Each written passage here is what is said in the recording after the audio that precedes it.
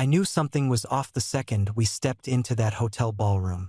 She was smiling too hard, laughing too loud, and not at my jokes. My name's Mark Halden. I'm 47 years old, live just outside Norman, Oklahoma. For the last 15 years, I've run a custom pool table and game room furniture shop right out of the big red barn behind our house. Solid business. Loyal customers. I've built a good life with it. For kids. 3 still at home. I've kept the lights on, coached basketball games, done the birthday parties, the yard work, the middle-of-the-night toilet fixes. Leslie, my wife of 24 years, works in corporate real estate. Fancy title, long hours, lots of travel. I never asked many questions about her job. Figured we each had our world. This past Christmas, she invited me to her company's annual holiday mixer. First time ever. That should have tipped me off. She came downstairs wearing this deep red dress I'd never seen before. Fit her like it was made for one night only. High heels, hair curled, perfume I couldn't name but knew damn well wasn't for me. I complimented her, said she looked stunning. She smiled and said, "You'll get to meet Brandon tonight." Brandon. That name stuck in my ear like a bad song.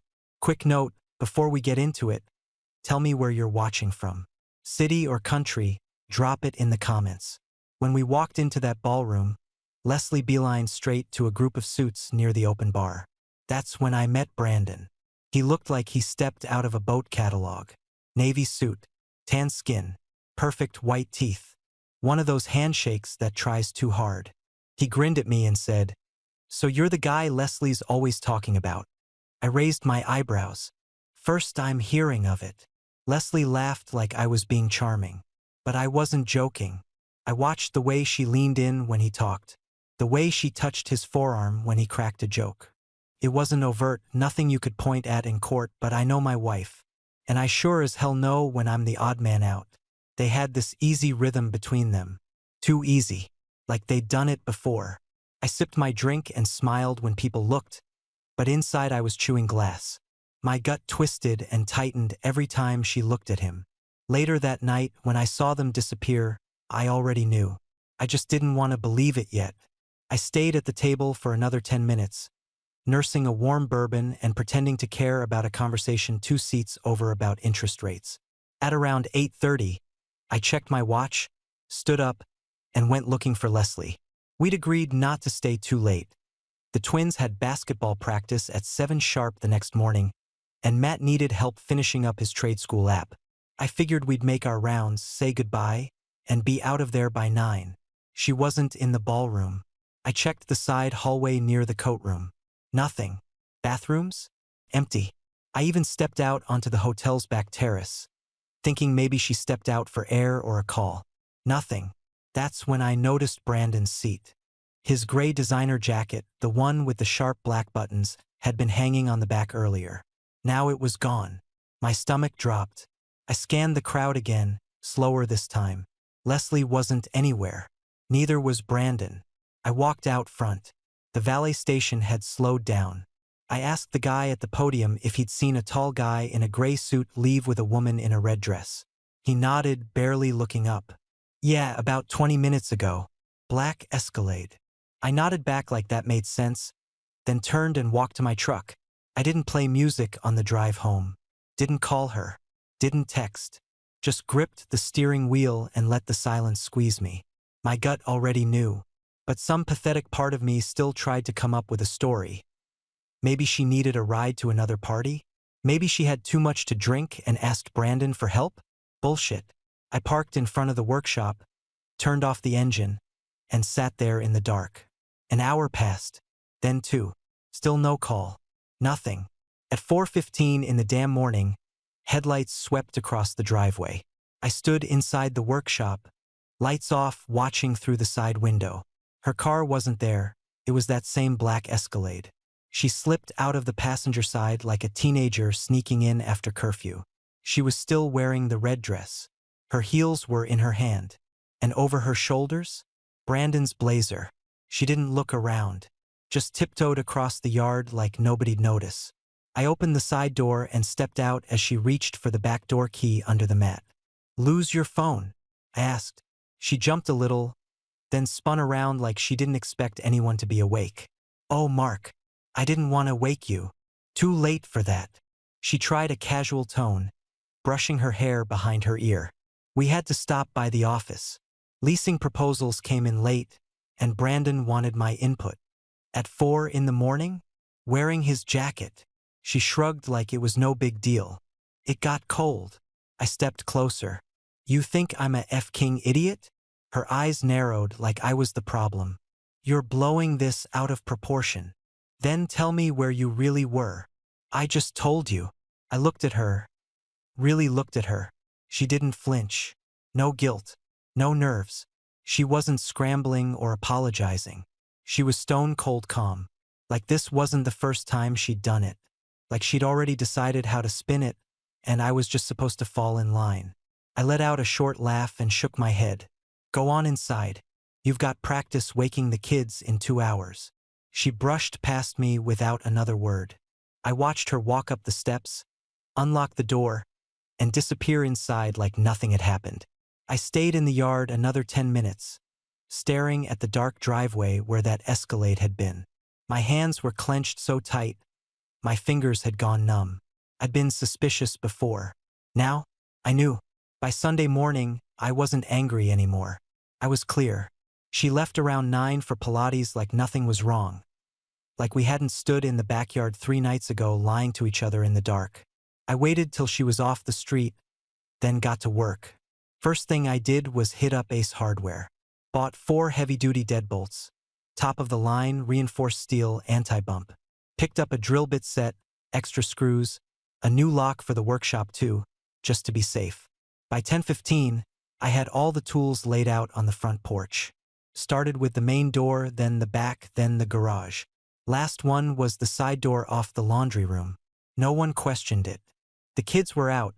Twins at a sleepover, Ivy at her part-time job, Matt at a buddy's house. I worked with my headphones in and didn't stop for lunch. The deadbolts clicked shut like closing a safe. I tested every one twice. Triple-checked the keys. That afternoon, the house stayed quiet. Ivy came home first, then the twins. Matt showed up around 4. He spotted the new locks right away. "New locks?" he asked, eyeing the brushed metal finish. "Security upgrade," I said, not looking up from the bills I was sorting.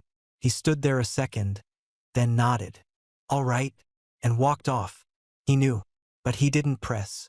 At exactly 6:32, Leslie pulled into the driveway. I watched her through the blinds as she got out, gym bag over one shoulder, iced coffee in her hand like it was just another normal Sunday. She walked up the porch and slid her key into the front door. Nothing. Tried again. Still nothing. She paused, confused. Tried the handle. Then again. The third time, she stopped pretending. Knock, knock, knock. I opened the door halfway, just enough for her to see my face but not enough for her to step in. "I changed the locks," I said flat. Her face tightened, but she smoothed it out fast. "We need to talk like adults, Mark. You can call me. Set up a time. But you're not living here anymore." She laughed once, sharp and forced. "You're being ridiculous." I didn't blink. "You walked out. You made your decision." "I didn't walk out, You left with Brandon. Don't rewrite it." She crossed her arms, shifted her weight. "What about the kids?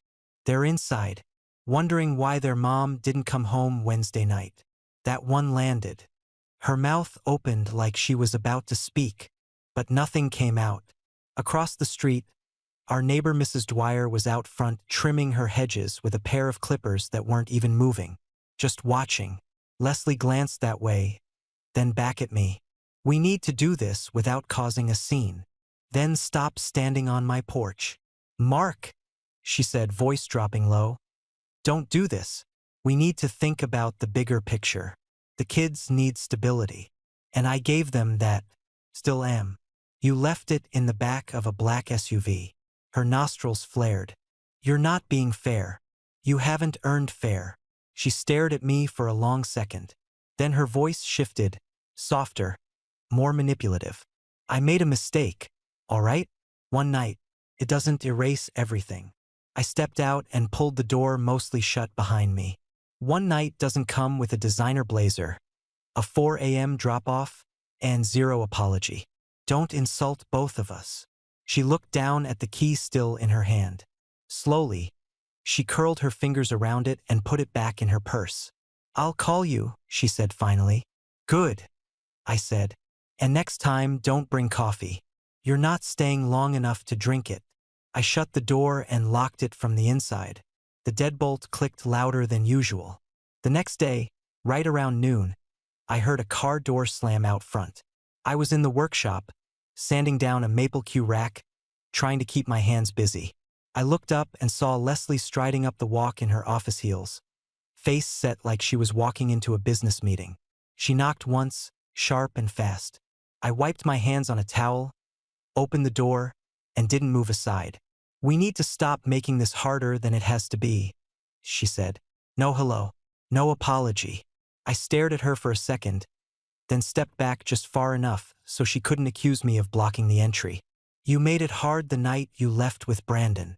She sighed, like I was dragging out something minor. Mark, come on. You think I planned that? No, I think you didn't care. That stopped her for a beat. She dropped the fake calm. Her voice turned clipped, like she was tired of playing nice. Yes, I was with him. There it was. First time she said it out loud. She held my gaze, chin lifted. The marriage has been dead for years. You just didn't notice. That hit like a punch I saw coming. I clenched my jaw, said nothing. You've been buried in that shop. In your tools. Your projects. I spent years alone, Mark. You didn't even see it. I let that hang for a second, then asked, did you ever think about saying something? Before sneaking off to someone else's bed. She shrugged. When was there time? I almost laughed. That kind of laugh where nothing's funny. Just empty air and disbelief. You're unbelievable.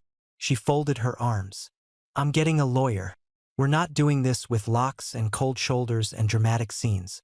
We'll divide the assets, set custody, and move on like adults. Good, I said. So will I. I stepped back and grabbed the front door. She moved her hand like she might protest, but I spoke first. Brandon's blazer's in the hall closet. You can pick it up when you come for your things. I didn't wait for her response. I just pushed the door shut behind her. As the latch clicked, I turned around and there was Matt, standing in the hallway, arms crossed over his chest, eyes dark. He didn't say anything right away. You hear all that? I asked. He nodded once, slow. You okay? I asked him. Another nod. Then he said, yeah. I figured it was him. I studied his face. No tears. No outburst. Just quiet understanding. Too old for his age in that moment. She really just said it like that? He asked. Yeah, I said. She did. He didn't move. Didn't ask more. Just stood there like he was holding up a wall with his back. I'll start dinner in a bit, I said, turning toward the kitchen.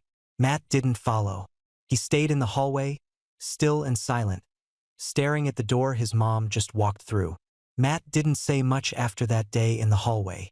But on Tuesday, he came into the workshop while I was lining up slates for a custom table order. He stood near the doorway, hands in his pockets, eyes on the floor. She called me, he said. I looked up, said you kicked her out, said it was a misunderstanding. I leaned on the edge of the workbench, arms crossed. And what do you think? He didn't answer right away, just shifted his weight like he wasn't sure where to land.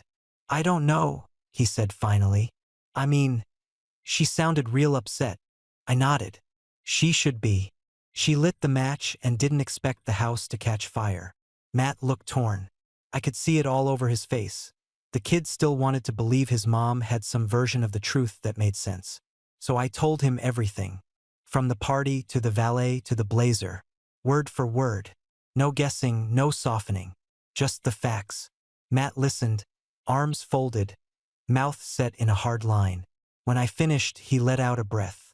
I saw them. I froze. What? He looked up, eyes dark. 2 weeks ago, downtown. I was with a friend, and I saw her and Brandon at this wine bar off Main. They were holding hands. I thought maybe it was just a weird angle or, hell, I don't know.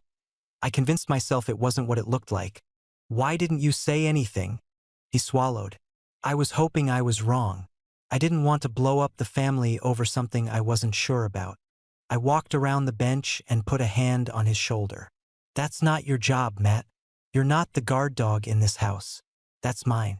And now I'm doing it. He nodded once, firm, like a weight had finally shifted off his back.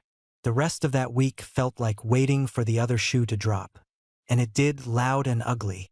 Friday morning, I was halfway through my first cup of coffee when the doorbell rang. Ivy opened it and handed me a thick envelope with my name typed clean across the front. Leslie's lawyer. Emergency mediation request. She wanted half the business, claimed it was marital property, demanded interim spousal support, said she sacrificed career advancement to support my company's growth. I nearly spit coffee all over the hardwood. I read it again just to be sure I wasn't hallucinating. Nope. Same bold claims, same condescending tone. Support? Sacrifice? Leslie had a six-figure job in commercial real estate. She traveled more than she parented. She never filed a tax return for my business, never laid a finger on the books, never once stood in this workshop and asked what I needed. Half the business? Over my dead body. Matt saw the envelope on the counter that afternoon, picked it up and gave me a look. She's really going for it, huh? She's trying to rewrite the whole damn story. He dropped the envelope back on the counter and shook his head. Tell me what you need me to do. I didn't answer right away. Just looked at him.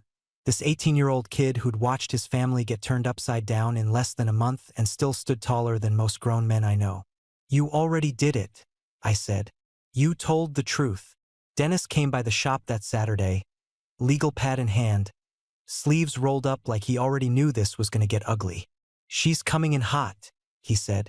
If we don't get out ahead of her, a judge might just see a hard-working wife and a blue-collar husband trying to freeze her out. I scoffed.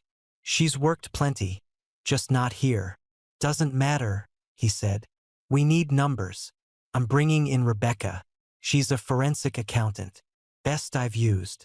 I didn't argue. We needed ammo, and I was tired of swinging blind. Rebecca showed up Monday morning. Tight bun, glasses, no small talk. She moved through my office like she was scanning for secrets. Had me pull 5 years of bank statements, tax returns, credit card accounts, even the joint ones we hadn't used since the kids were toddlers. 2 days later, she called me while I was gluing a cue stick handle. You sitting down? She asked. Just say it. She took a breath. Your wife's been transferring money. Little bits at a time, sometimes $80, sometimes $400. Over the last 9 months, it totals around $11,700. I felt my stomach drop. To where? Personal savings account at a credit union in Tulsa. Opened under her name only. You weren't listed. I pressed the phone tighter. She used our joint account for that? And 2 business cards, Rebecca added. Also, I flagged some purchases. She rattled off a list. Spa retreats in Dallas. A boutique in Scottsdale. 1 charge at a steakhouse that topped $400. That one stung. We hadn't gone out like that in years. Then came the last hit. There's also a weekend charge from a work retreat in Santa Fe. Hotel, 2 first-class flights, room service, massage package, and a bottle of champagne. Labeled as a business expense. I already knew who the +1 was. I didn't even ask. I hung up without saying much, walked straight into the house, and made a pot of coffee just to keep my hands busy. I wasn't shaking. Not anymore. Just focused. This wasn't just a mistake. This was a planned exit. A slow siphoning of our life, one transaction at a time. That night, Matt knocked on my door. Said he had something. Don't get mad, he started. Just say it. I looked up Brandon. I raised an eyebrow. Go on. 2 divorces. Both ex-wives filed on grounds of infidelity. The second one went public. Posted about him being a manipulator. Said he love-bombed her. Then drained her accounts. He handed me his phone. Screenshots. Legal records. One post was from a Facebook group with over 600 comments. Brandon's face smiling in a wedding photo next to a woman who looked like she hadn't seen the hit coming. Matt watched me, waiting for my reaction. Guess Leslie found herself a real winner, I said. Matt smirked, just a little. Guess so. I went back out to the shop, opened the drawer where I kept the extra keys, and tossed Leslie's old house key into the trash. Felt better than I thought it would. I wasn't sad anymore. Sad got left behind when I watched her step out of that SUV wearing another man's jacket. Now, I was building a case. The courthouse smelled like cheap carpet and nerves. Dennis met me outside the courtroom, straightened his tie, and handed me a copy of the statement packet. She's coming in swinging, he said. Stay calm. Let me do the talking. I didn't come here to scream, I said. I came to finish it. Inside, Leslie was already seated at the petitioner's table with her attorney. Some sharp-jawed woman in a pinstripe suit who looked like she ate depositions for breakfast. Leslie wore a navy blazer and a pearl necklace I hadn't seen in years. No emotion on her face, not even when I walked in. Just cold eyes. When the judge entered, we stood, sat, and the bloodbath started. Her lawyer kicked things off. Your Honor, my client was forcibly removed from her home without proper notice. Mr. Halden changed the locks, denied her access to her belongings, and refused to communicate in a reasonable way. This is a clear pattern of controlling, emotionally volatile behavior. I felt the heat rise in my chest, but Dennis placed a calm hand near my arm. I stayed still. She kept going. Our client has also expressed concern that Mr. Halden is influencing the children against her, that his hostility is affecting their emotional stability. When it was Dennis's turn, he stood slowly, like he had all the time in the world. Your Honor, what we have here is not a misunderstanding. It's calculated betrayal. I have bank records showing my client's wife transferred nearly $12,000 into a hidden account over the last 9 months. She used marital assets to fund a personal escape, including a romantic getaway labeled as a work trip. We also have credit card charges, receipts, and statements to prove misuse of funds. He handed over the binder. And finally, Dennis added, we have a signed statement from their 18-year-old son, who witnessed Mrs. Halden with the other man, holding hands at a wine bar 2 weeks before the separation. The judge flipped through the binder, adjusting her glasses. After a long pause, she looked at Leslie. Mrs. Halden, I'm going to ask you directly. Did you have an extramarital affair? Her lawyer leaned in, whispering fast. Leslie didn't answer right away. Mrs. Halden? The judge repeated. Leslie's jaw moved slightly. Then she nodded. Yes, I did. She said it like it didn't matter, like the truth only counted because she got caught. The judge didn't flinch. Thank you for your honesty. Here's how we proceed. She went on to lay out the temporary custody order. Shared, rotating, supervised visitation on both sides, court-mandated therapy for the kids if needed. Final custody would be decided in the next phase. It wasn't the win I wanted, not yet. But it damn sure wasn't the slam dunk Leslie had walked in expecting. We filed out of the courtroom in silence. I didn't look at her. She didn't look at me. Later that week, Ivy came home early from her overnight with Leslie. Walked into the kitchen with her arms crossed and her face red like she'd been holding something in the whole car ride. I asked if she was okay. I'm done, she said. I raised an eyebrow. Done with what? With pretending he's this amazing guy. She didn't have to say the name. I knew who she meant. Ivy tossed her backpack by the door and opened the fridge like she lived here, because she did.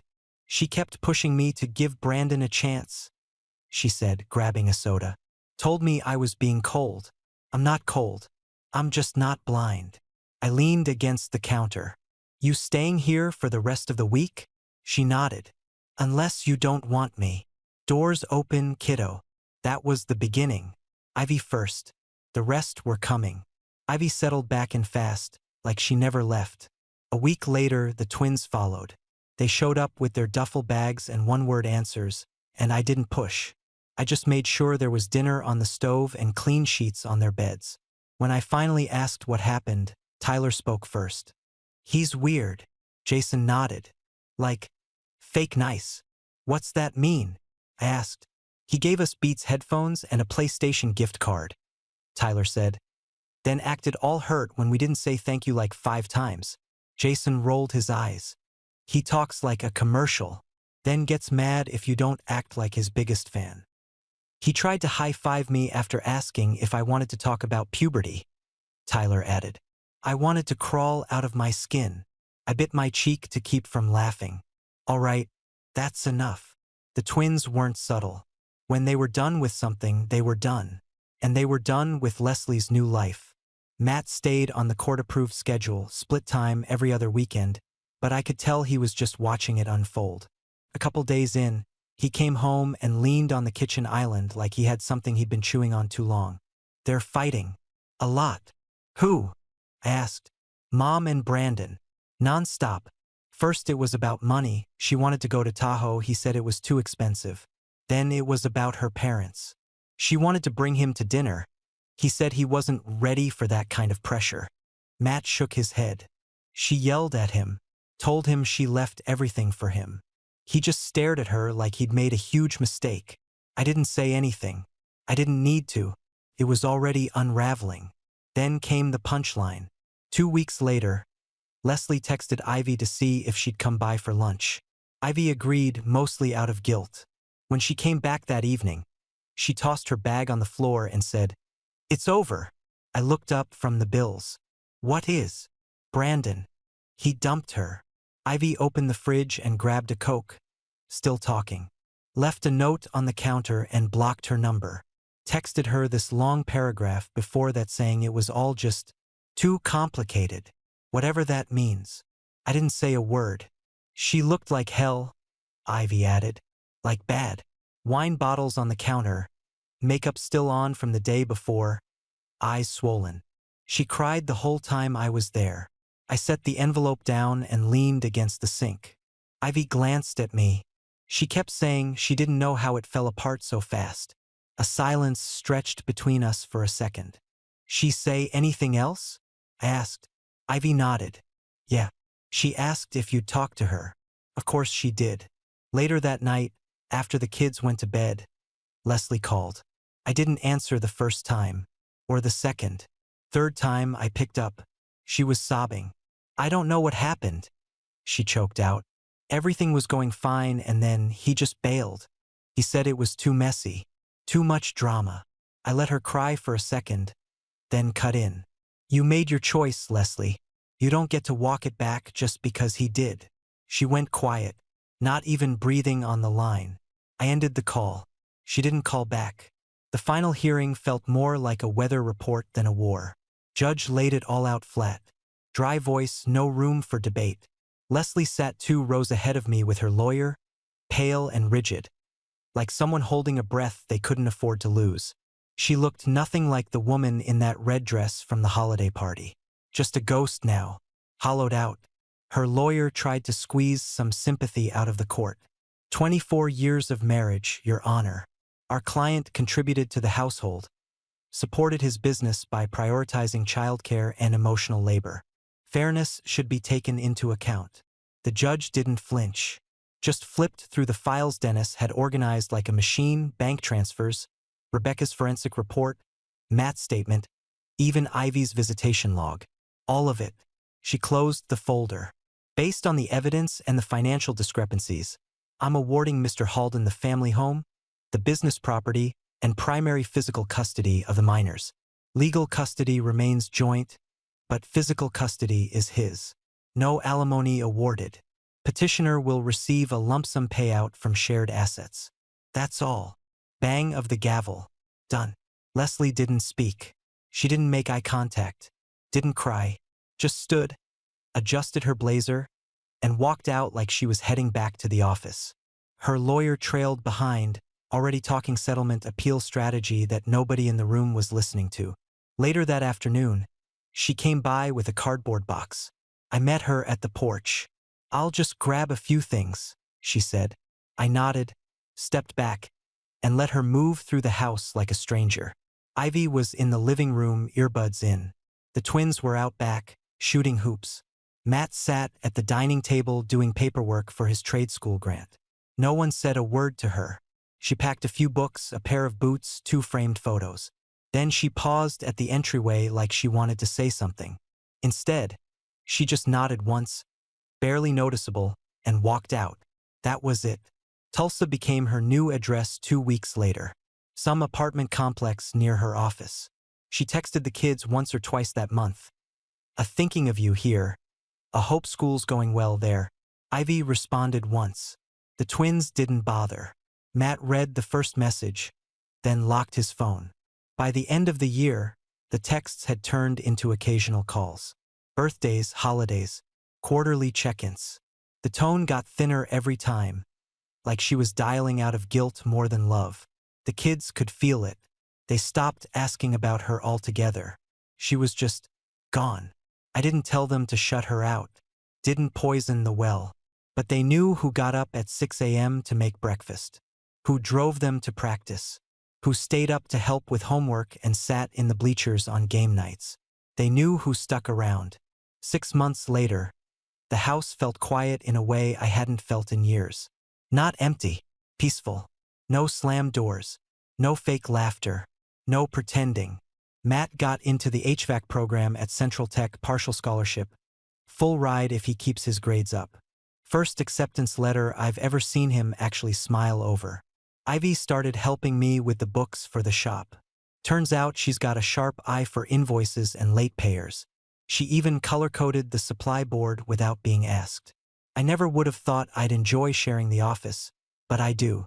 The twins made regional basketball. Jason dropped 22 points last game. Tyler fouled out, then apologized to the ref like a pro. We celebrated with milkshakes and burgers on the porch that night. No phones, no TV. Just the 4 of us and a cool breeze. I remodeled the kitchen. New floors. New counters. Ripped out the old cabinets myself. Built a screened-in porch off the back where we eat most dinners now. You can hear crickets out there if you sit long enough. The shop's busier than ever. Booked 3 months out on custom builds. Folks come by just to talk sometimes.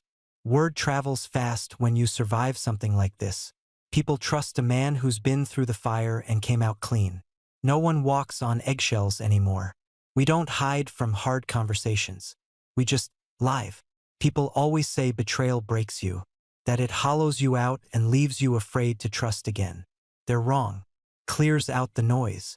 You start hearing what matters. The creak of the floor when Ivy walks past with her laptop. The bounce of the basketball in the driveway. The buzz of the table saw first thing in the morning when the sun hits just right through the shop window. We're not perfect, but we're solid. And Leslie? She's just a name now. A story we don't bother retelling. The woman who walked away and thought we'd follow. I don't miss her. Not even a little. What I miss is the man I used to be before I saw her for what she really was. Calm, quiet, too willing to swallow things that didn't sit right. But I like the man I've become a hell of a lot more. Would you have taken Leslie back if Brandon hadn't bailed? Drop your answer in the comments. And hit like or subscribe if this one hit home.